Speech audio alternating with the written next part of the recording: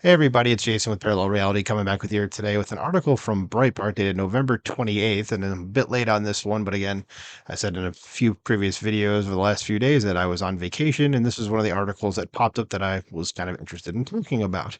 I was on vacation. I've also made it known my, I guess, platonic affection for John Nolte's articles at Breitbart. He's really good, a finger on the pulse of pop culture sort of thing. So I thought I would go into this considering Captain Marvel at the point I'm recording this video has officially become a box office bomb and not really done very well at all. And of course, a lot of the arguments coming from the far left is, people are sexist. They don't like strong women when, looking at the screen right now, if you are on the right here is an example of a strong woman character that people absolutely love and revere in cinematic history. So these typical with leftist arguments, they tend to ignore the obvious and things that have actually happened to try to describe what they're saying is going on when it's like you're just ignoring all the other stuff. But let's go into this. So, the article says why we sexists despise Captain Marvel and love Sarah Connor. Says whenever a girl boss movie like The Marvels or Ghostbusters flops, no one ever blames the quality of the movie. It's always our fault, and by our, I mean normal people. Although Hillary Clinton received nearly 66 million votes in 2016, and only 20% of those voters could have delivered The Marvels to $100 plus or $100 plus. $100 million plus opening weekend, it's not their fault for staying home. It's our fault. No one ever asked why tens of millions of Hillary's voters stayed home. It's our sexism that killed the movie. That flawed and sweaty logic aside, how about answering this? How are we megatards all sexist when we love a bunch of film's badass women? Here are a few and a look at what makes them awesome. So Sarah Connor from Terminator 2 says Sarah Connor, it's Linda Hamilton, and the audience's respect largely because of Hamilton, who buffed up for the role in a way that made us believe that Sarah Connor from the Terminator had evolved into a deadly, angry, determined fighting machine.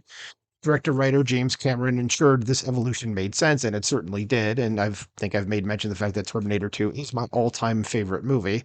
So yes, in the context of the first two Terminator movies, that absolutely made sense. So at the end of Terminator, Sarah's character arc went from damsel in distress to survivalist. We also love Sarah because she never tries to be a man, and the movie never pretends she's a man by having her 99-pound frame toss around a 210-pound man. Instead, she uses her wits like a syringe full of cleaning fluid or a big frickin' gun. Says best of all, she is deeply flawed and driven by her maternal instinct to save her son. She doesn't have all the answers, and her greatest virtue, that's her love for her son, is also her greatest flaw. She's prepared to assassinate an innocent man to save her son, and that's the embedded video there from YouTube is the where she's about to try to kill Miles Dyson, who is the person who ends up creating Skynet. So then we also have Ripley from Aliens in 1986. The writer director James Cameron seems to be on here a lot. It says took Ridley Scott's Alien, a classic haunted house creature feature, and juiced it up with space marines and nonstop action. Not putting nothing. Because in Aliens, Ripley at Sigourney Weaver earns our respect in much the same way Sarah Connor would 6 years later. Ripley never tries to be a man. She only takes over a leadership role after the Space Marines fail. She is driven by her maternal instinct to save a child, and again, she's not throwing around 210-pound men. She's surviving on grit, brains, and resourcefulness. Then Alice from the Resident Evil franchise says these six films grew in popularity over their 15 years, and no one complained about having a woman play an action hero. Why? Just to begin with, Alice, that's Mila Jovovich, is sexy, and when you're talking about a woman as beautiful as Jovovich, men find that sexiness equal parts appealing, threatening, and intimidating. Classic femme fatales from Barbara Stanwyck to Kathleen Turner to Sharon Stone are always sexy. That sexiness makes them feel like a threat. Does her 110-pound Alice toss men around like ragdolls? Yes, but only after a virus gives her the equivalent of superpowers. But she also dares to find certain men attractive. And Alice is also flawed. Time and again, she's defeated. A couple of movies end with her defeat.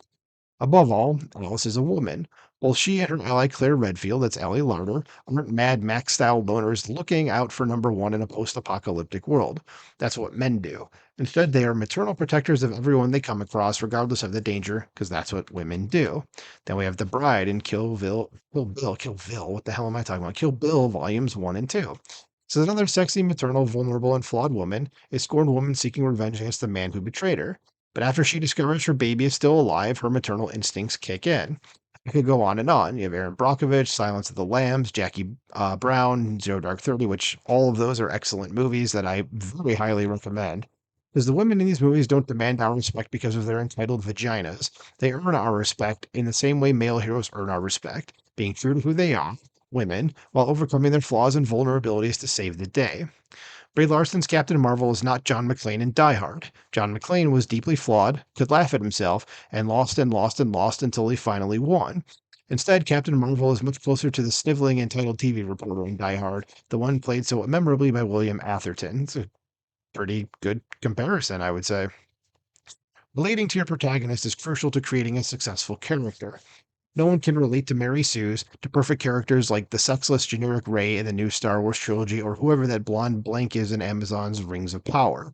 When our heroes are vain, selfish, scared, stubborn, when they are maternal, attracted to the opposite sex, able to laugh at themselves, we can relate to those qualities, and watching our heroes overcome those flaws inspires us to do the same to be better. So, instead of manufacturing stupid excuses to rationalize their girl boss flops when not even Hillary voters come out to see them, an entertainment industry that wasn't irretrievably broken would compare their female driven flops to female driven hits and make the necessary corrections. And I think I saw somewhere too that the audience primarily for Captain Marvel uh, was men still, but they're still going to call you sexist because you didn't come out and see it. I myself have not seen either of the Captain Marvel movies. In fact, the first Captain Marvel is the only Infinity Saga MCU film that I did not see nor own on Blu-ray. And I kind of, after Infinity War, gave up on the MCU, though I did see Endgame and I have seen Spider-Man No Way Home and Guardians of the Galaxy 3, which I thought both of those movies were fantastic. Um, but what was that? What was the point I was going with that? But yeah, I just wanted to say that the whole point really wasn't one other than to say that, but the whole point is that men are still going to see these movies, but you're still, seeing the Captain Marvel movies, but you're still sexist if you didn't go see it. Yeah, okay. Make it make sense. Says, but Hollywood will never do that. That is to make the necessary correction. It says, did I mention irretrievably broken? To look back at iconic, universally beloved female action heroines with the cause, capital T, capital C, which is to brainwash us into believing sexless, smug, entitled, perfect girl bosses make good role models.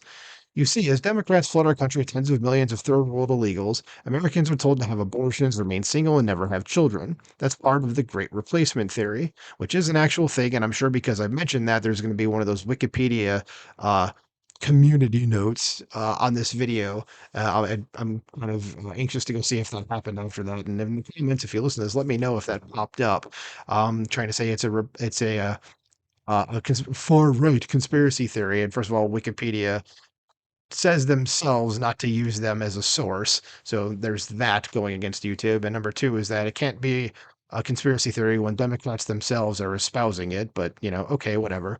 This is another way to stop Americans from procreating is to turn America's young women into the hideous Rachel Zeglers and Brie Larsons. No real man would build a life with either of those two. When Hollywood still respected human nature and the bottom line, John Wayne, Jack Nicholson, and Robert Mitchum used to chop snooty women like that down to size, humanize them. Sadly, Hollywood is willing to lose billions in a desperate effort to rewire human nature into a population of weak men and insufferable women.